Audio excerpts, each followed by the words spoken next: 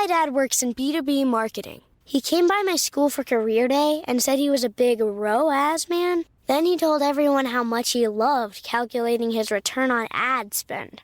My friends still laugh at me to this day. Not everyone gets B2B, but with LinkedIn, you'll be able to reach people who do. Get a $100 credit on your next ad campaign. Go to linkedin.com/results to claim your credit. That's linkedin.com/results. Terms and conditions apply. LinkedIn, the place to be, to be. We acknowledge the traditional owners of country throughout Australia and recognise their continuing connection to land, waters and culture. We pay our respects to their elders past, present and emerging. Welcome to This Song Is Yours, a music podcast where we chat to a new guest each week, talk about their life and creative endeavours, and talk to them about some of the music they love. Our show works by chatting to our guests about music, their songwriting technique, and occasionally getting them to make you a playlist of the songs they love. Welcome to episode 132. I'm your host, Simon Fink.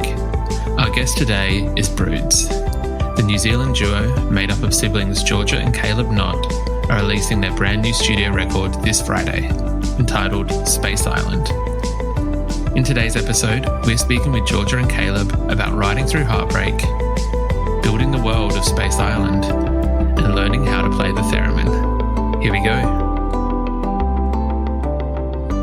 Our guest today is one of Australia's most loved acts of the last 10 years. Continuing their run of making electronic pop music that is both gorgeous and anthemic in nature, they're releasing their fourth studio record this Friday, entitled Space Island. Please welcome to This Song Is Yours, Georgia and Caleb from Broods. Good morning. Good morning. What are How are we both today? Oh, can't complain, We can't complain. We got down to the beach for an early swim this morning. Yeah. And it was crazy. Beautiful. Very nice, very nice. Where are you? Where did you go for a swim? Whereabouts are you joining us from this morning? we live in Piha at the moment, Piha Beach, which is about 40 minutes out of Auckland. Yeah, on the West Coast, where all the crazy prehistoric nature is. So it's pretty crazy. And the TV show Piha Rescue. Yes, if anybody's seen that, Piha Rescue. Our own version of Bondi Rescue. But yeah. I imagine that one's a little bit more picturesque than Bondi Rescue. Bondi has a little bit more... a few less people, a few less shops. You know, if you want to get anything, you better do it before 4 p.m. or sometimes 2:30 p.m. Depending on how the shop owners are feeling. You know? Look, I can appreciate that. It is a beautiful little spot. And so if they want to kind of skip out of work early, yeah. It is a very exciting week. I do appreciate you joining us today because you do have a record coming out this week with Space Island coming out on Friday. Congratulations. Thank you. It's it's exciting and scary.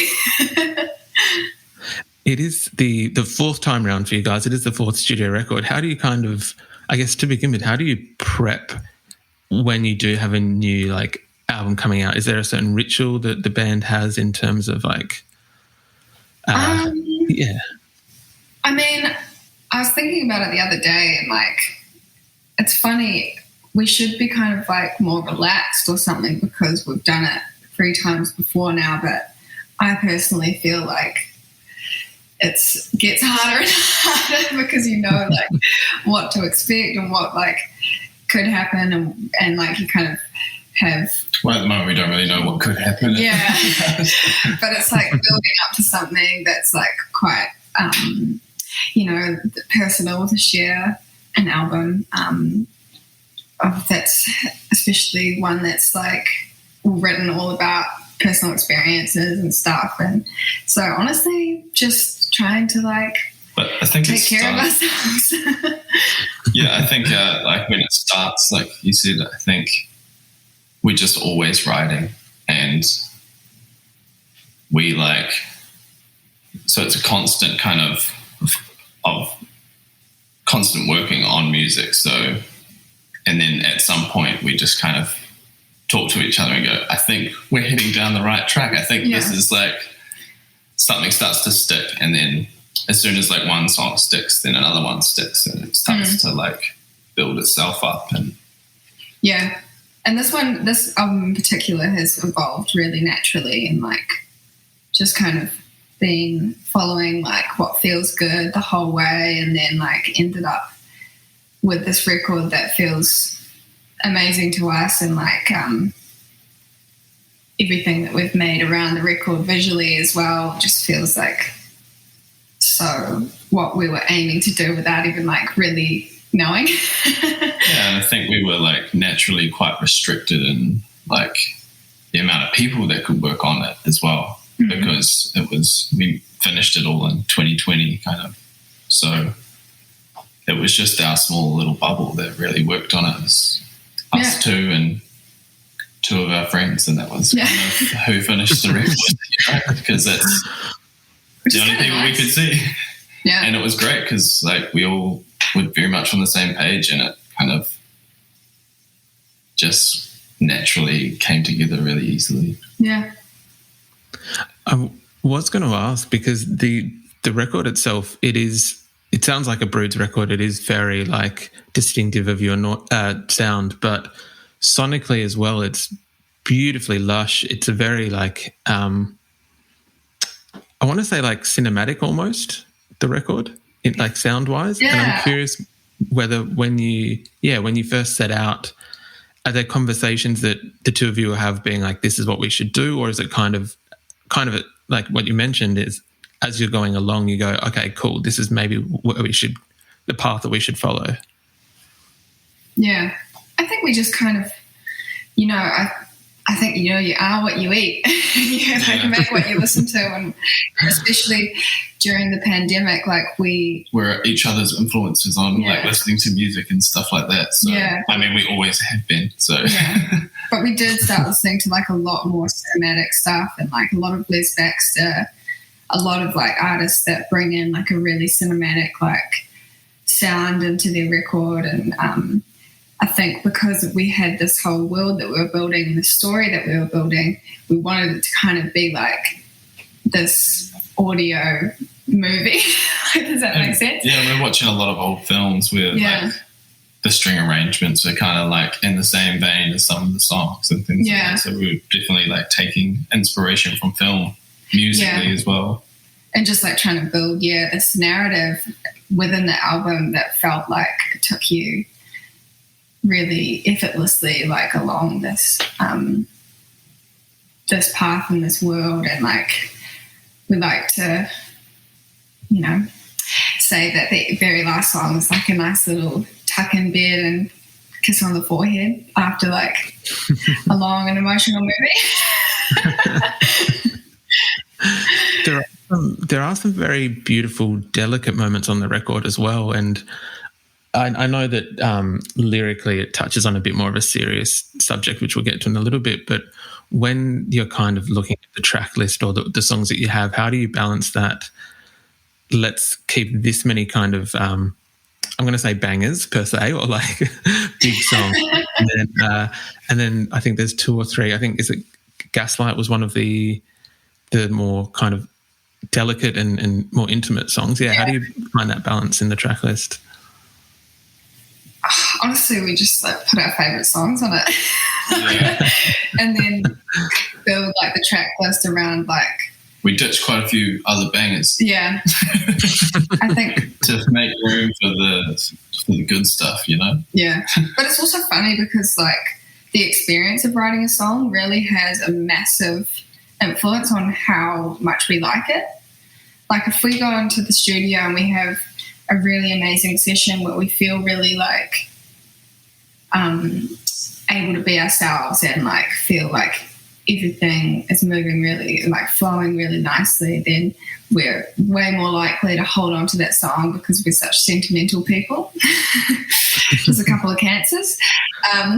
But then when we were doing the track listing, like because of the theme to the album, we just wanted to kind of take people along a really specific experience that like reflected, what it feels to be going through grief, and that's the main theme of the album. And, it's quite at the beginning, and then like you kind of slowly fall into this like really intimate stage of the album, and then it just like picks up into like the acceptance. I guess like the start is like super chaotic when you're trying to like just grab onto something when you're feeling so out of control, and your whole environment has been flipped upside down, so it kind of is meant to feel a little bit crazy and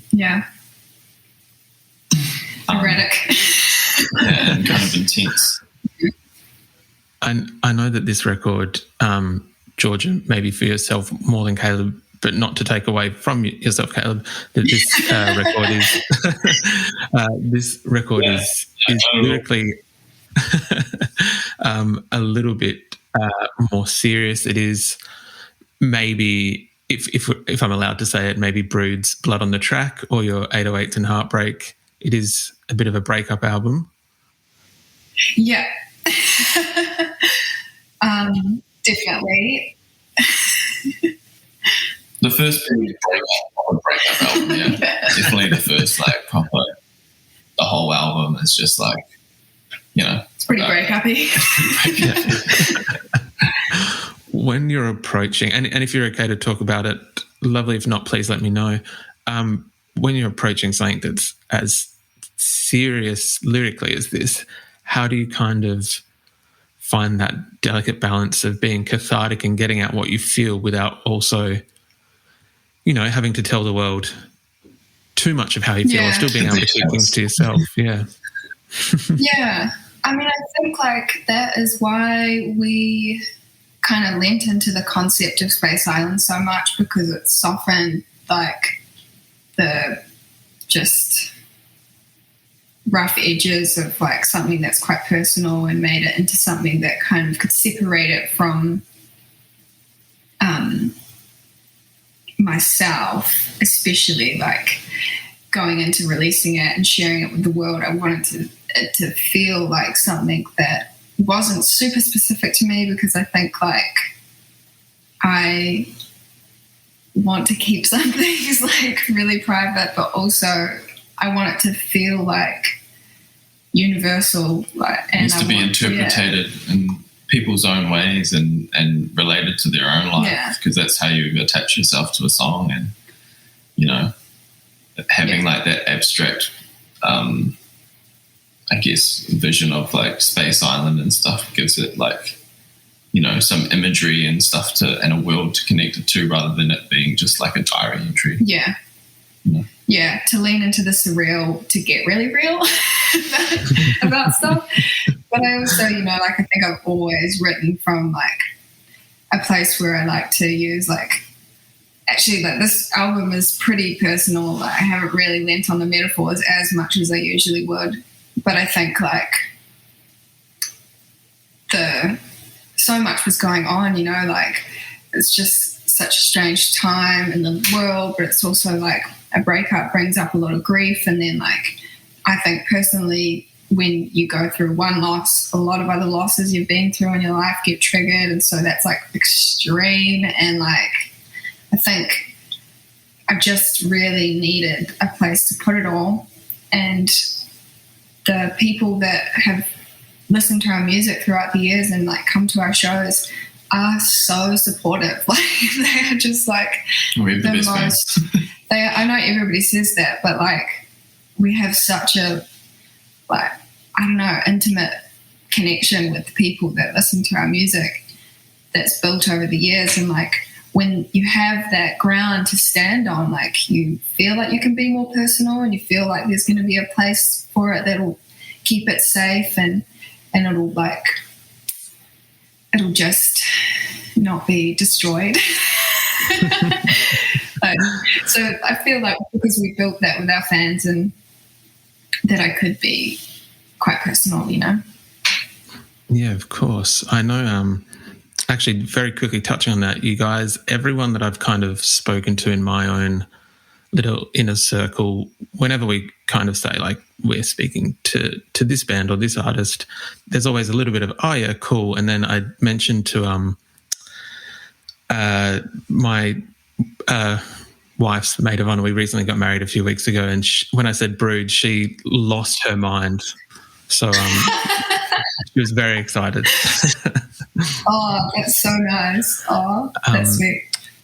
I know that, as you mentioned, your fans are very devoted, very diehard, and you do have some incredible fans. I think there was a mention as well of, because you're not able to have these shows and not able to play gigs, that Space Island was also kind of a way to be able to give them a place to escape to and visually as well. Is that the case? Yeah, I think we wanted something very This summer, Instacart presents famous summer flavors coming to your front door. Or pool. Or hotel. Your grocery delivery has arrived, sir. That was faster than room service. No violins in the lobby. Oh, seriously? Anyway, sit back, relax, and get delivery in as fast as 30 minutes. Starring your favorite snacks, drinks, and more. Download Instacart for free delivery on your first 3 orders. Rated H for hungry audiences. Offer valid for a limited time. Minimum $10 per order. Excludes restaurants. Additional terms and fees apply. At BlueNile.com, you can find endless ways to make your moments sparkle. From classic and timeless jewelry gifts to creating the custom engagement ring of her dreams. All at prices you won't find at a traditional jeweler. And right now, you can save up to 40% on fine jewelry and 25% on engagement ring settings during the Blue Nile Anniversary Sale, going on now. Go to BlueNile.com to shop the Blue Nile Anniversary Sale and save up to 40%. That's BlueNile.com. something that was like not just 3 videos and something that was like all part of one thing, because we didn't know what the climate or anything was going to look like when the release came, and we were like, well, if we can't tour, we may as well make a little movie. Short film. Yeah. And like we've seen so many cool visual albums like popping up. It's just been kind of something that we've been like dying to do for ages, and so it seemed like the right one to do it on. And like this world was just kind of like building up to this without like us really. I mean, we went through so many different versions of what we would film and stuff, and like, you know, started dreams real big, you know, feature film, and then like started to kind of get in touch with Kristofsky, a friend of ours. And because like of where the world was at, he was like, he'd gone back home to like our hometown of Nelson, because we've been friends with like family friends for years and stuff. Yeah. So the fact that we were all just back in the South Island, you know, because nothing else was going on in the world, like meant that we could make this really cool film and spend time on it. And we just drove around the South Island in a car, the 3 of us, really. With a coffin in the back. Coffin in the back. Yeah. And a wetsuit. And a neoprene spacesuit. And on, it was like on film, it looks a lot more than that. I have to let you guys know. It definitely doesn't just show us. His sister-in-law, his sister-in-law is a costume maker, so she had like a pattern that she had used for some sci-fi movie, and so we just Scarlett Johansson film, wasn't it? So just call me Scarlett. It was so fun, and I think, you know, the reason we wanted to make this thing to escape to is because like that's what we do. Like when we feel like we need support, you know, the 2 things that we go to are, you know, people and art. You know, like it's just, art is such a comforting thing, and it's like really keeps the world going through times like these. And I think we wanted to contribute to the art scene in a way that was going to be supportive of people and like encourage people to like feel their feelings and like, you know, see that suffering and sorrow can lead to beautiful things, and like to really lean into that. Yeah, definitely. Because it has for me. I'm curious, Caleb, for yourself, obviously lyrically and in a cathartic kind of way, Georgia, for you, it's good to be able to like utilize the lyrics and everything else to be able to help with the situation of whatever's going on, whatever album it may be. Obviously, we've discussed what this album is about, but Caleb, with you, with writing the music, how do you kind of approach that when Georgia's coming to you to kind of discuss this is what the song should be about, or how are you building those songs around that? Yeah, I guess like this album in particular was very much like just doing what I felt and what Georgia felt the songs needed, because like it was just very much an accompaniment, you know, because it's like you said, the songs lyrically and everything is like very personal to Georgia. So it was just kind of supporting that and trying to find places where, you know, I could bring in my vibe and I guess as we were finishing it, I got to go through my own breakup. So I got to like kind of, as I was finishing the production, I was in the zone that Georgia was, I guess, writing the record, and got to like feel that and express sucked big time. And so I guess like my expression came through, instruments and the sonics. Like, for instance, Georgia wrote Like a Woman in 15 minutes, and it took me about 18 months, I think, to get the production right. You know, I tried so many times, and it just wasn't right for so long. Yeah, but that's like the beautiful thing. I remember the day that we cracked it open. Yeah. It was just me and my friend Kyle. We'd been working on it for a long time. And we just didn't really know how to stick the start and the end together, because like there was the big end and the low start, and there was just like connecting that was one of the hardest but enjoyable experiences of the album, I think. Kind of like, I think we're all very proud of that song. Yeah. And it does take a lot of patience, I think, to really like, I think sometimes the words, when you're going, for me, the words come out like really fast and like, because I've got lots pent up. And then having a lot of patience to really just like take space from the song and come back and like listen to other music and like come back. Caleb takes forever. Well, it's just like, I think I heard Neil Finn say this once, that he's got to try everything to know it's not what you want. Yeah. You know? So you got to try all the options to know that it's not right. What is it? Process of elimination. And we had that time. Yeah, exactly. I think usually that's like how I work. It's just throw a bunch of shit at the wall and then slowly scrape what's not needed off. I believe that you got a new, I don't want to call it a toy, but that you're able to kind of add something to your studio this time around. I think it was I'm going to mispronounce this, so I apologize, a Farfisa organ? Yeah, there's a lot of different toys that that's the best thing about living in LA for those years was collecting gear, because you just don't find that stuff in New Zealand. You don't find instruments or like drum machines. So there's a couple of really like special instruments. There was, the Farfisa, which is like basically a 60s organ, Italian organ.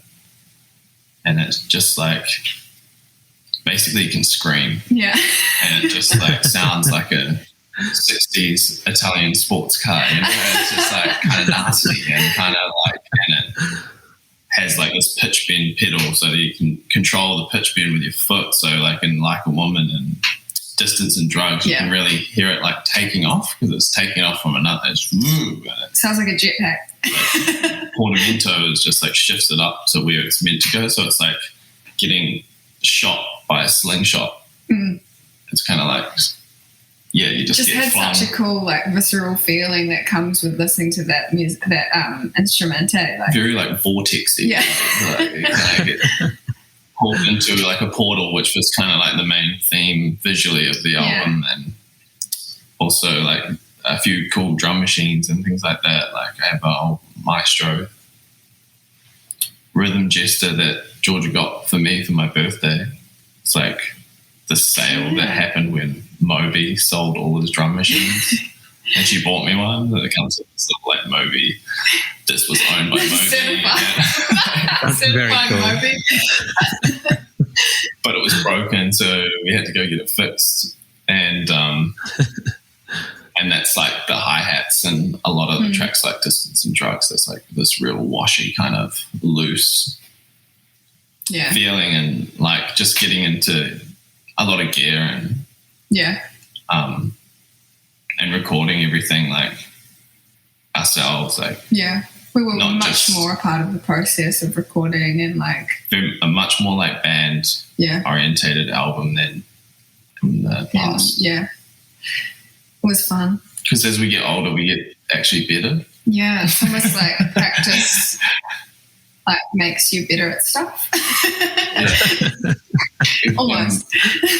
A lot better musicians and a lot better writers, and I feel like our music definitely a lot more obsessed with gear. Says that as the albums go. Well, we think they're better anyway. Everyone else would be the judge for that. They 100% are. I would agree. I just bought myself first bit of gear in a long time. I don't really buy myself that much gear, but I just bought myself a theremin, which is a pretty crazy instrument that for those that don't know. Great for COVID times, you don't touch anything. You don't touch anything. It's all like, if you look up Clara Rockmore on YouTube, she's got lots of amazing videos of her playing a theremin, but it's all done by like moving your hands around within the frequency, and there's aerials, and it sounds real spooky, and it's quite hard, isn't it? It's not easy to play. I tried it once, and I had to use auto-tune a lot. Pitch correction all the way. From what I've seen of performances, it is, it's like trying to find your hands in the right spot both at the same time, but still without touching anything, which I feel like throws you off. And it's really, really subtle movements. It's very personal, so everyone holds their fingers differently, and like it's like little sign language, like it looks like instrument or something. It's really beautiful. But once you master it, it's very impressive. So I look forward to that. I'm looking forward to it too. Hopefully, one day I'll be able to rep it out on stage and just theremin solo. Just melt faces. Just run past it, do a scale. Well, speaking of live gigs, hopefully we'll see the theremin make an appearance. You guys are touring Australia in March. She's going to have to do some practice.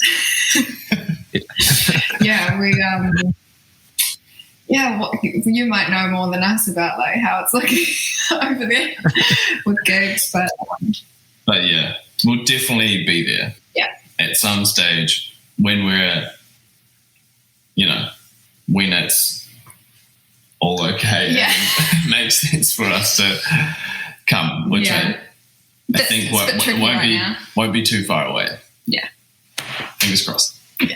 Fingers crossed. I think that at the moment it's looking mainly good. Some gigs have started back up, so I think that you should be okay. But again, touch wood that there's no change. Up at that point. Usually we would ask our guests what they're currently listening to. Georgia and Caleb, is there anything at the moment, any album or track that it's kind of taken your fancy or that's on repeat at your respective households? There's in my car, there's a couple of albums on repeat for sure. The latest Cody Nielsen album is like one of my favorites at the moment. Birthday Suite 2. Just like all instrumental stuff. Just like I love that because it's like all the stuff that stimulates me, Also been listening to the latest Crumb album a lot. I just think that they keep getting better and better as well, and every time they release an album it's just more impressive, and they have such a unique sound and feel to their music as well. Bit of Sam Evian. We've been listening to a lot of Sam Evian. It's great sunset over the beach music, really, for the evening. It's very fitting for the the landscape that we're in. But I've been listening to the Pink Pantheress album. It makes me feel like I can go out and be young again. It's so good. It's such a cool album, and she's so dope. They are all very solid choices. Georgia and Caleb, thank you very much for your time today, and I do appreciate it. And congratulations again on Space Island, which is the 4th album from Broods, which is out this Friday. Thank you so much, Simon. That's really nice.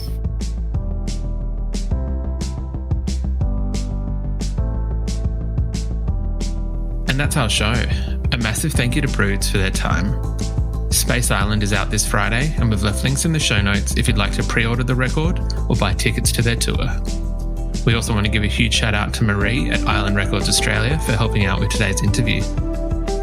If you like this show, please subscribe wherever you get your pods and stay up to date when new episodes are released. We release new shows each Wednesday and Friday morning, and we now have a Patreon, which you can find within the show notes of this episode. You can follow the Players profile on Spotify. And you can follow us on Instagram, Facebook, and TikTok. Until next week, cheers.